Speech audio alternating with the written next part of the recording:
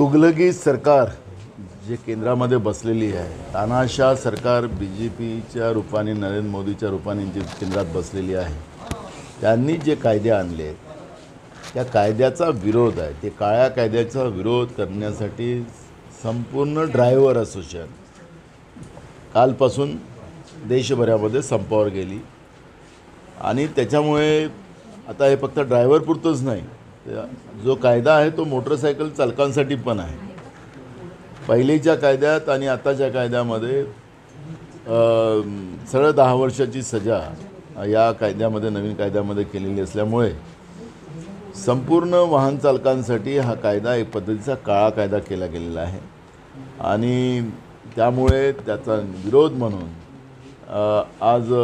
महाराष्ट्रातच नव्हे तर देशभरामध्ये याचा संप सुरू झालेला आहे आणि त्याचे सर्वसामान्यावर त्याचे परिणाम आपल्याला पाहायला मिळतात आहेत आणि देशामध्ये याच पद्धतीचा उद्रेक निर्माण करणं, लोकांमध्ये असंतोष निर्माण करणं, तानाशाह प्रवृत्ती जी असते त्या तानाशाह प्रवृत्तीच्या माध्यमातून हे केलं जाते